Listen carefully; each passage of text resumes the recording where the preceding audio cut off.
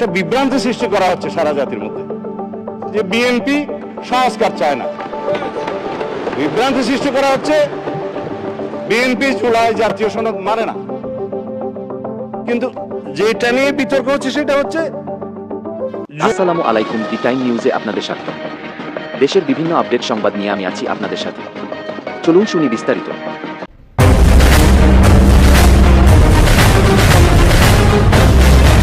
একটা বিভ্রান্তি সৃষ্টি করা হচ্ছে সারা জাতির মধ্যে যে বিএনপি সংস্কার চায় না।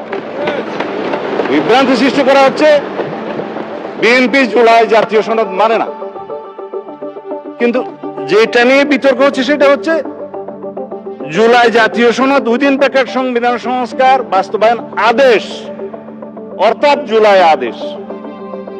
আমরা তো আছি জুলাই জাতীয় সনদে, যেটা জাতির সামনে সবাই স্বাক্ষর করেছি সেটাই।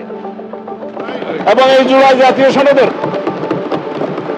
2025-এর ঐতিহাসিকভাবে যেটা স্বাক্ষরিত হয়েছে বাংলাদেশের সকল রাজনৈতিক দলের, গণতান্ত্রিক রাজনৈতিক দলের ফেসিবাদী বাদে, যেটা রাজনৈতিক সমঝোতার দলিল হিসাবে স্বাক্ষরিত হয়েছে, এই দলিলের প্রত্যেকটি অক্ষর, শব্দ, বাক্য আমরা ধারণ করি এবং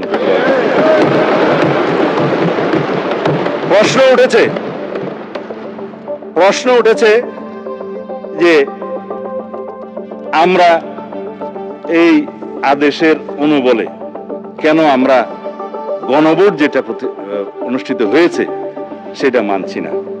আসেন, গণভোট অনুষ্ঠিত হয়েছে, এই গণভোটের প্রস্তাবক তো আমরা ছিলাম। আমি প্রস্তাব দিয়েছিলাম বিএনপির পক্ষে যে অন্যান্য রাজনৈতিক দল জুলাই জাতীয় সনদ যখন স্বাক্ষরিত হবে, তখনও হয়নি, সেটার আইনি ভিত্তি দেওয়ার জন্য সবাই একটা দাবি উত্থাপন করলেন। বললাম হ্যাঁ, জনগণের সম্মতি নেওয়া যায়।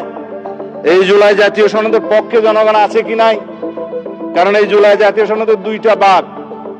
প্রথম ভাগ হচ্ছে সংবিধান সংশোধন সাপেক্ষে আমরা সংস্কারের বিষয় সমূহ বলা আছে 1 থেকে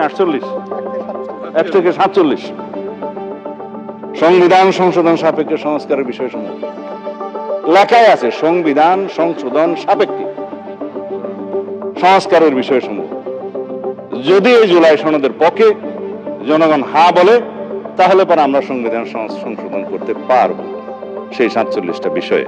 উইথ নোট অফ ডিসেন্ট, প্রত্যেকটা নোট অফ ডিসেন্টে বলা আছে যে সমস্ত রাজনৈতিক দল বা জোট তাদের নির্বাচনী ইশতেহার উল্লেখ পূর্বক যদি জনগণের ম্যান্ডেট লাভ করে, তাহলে তারা সেই মতে ব্যবস্থা গ্রহণ করতে পারবে।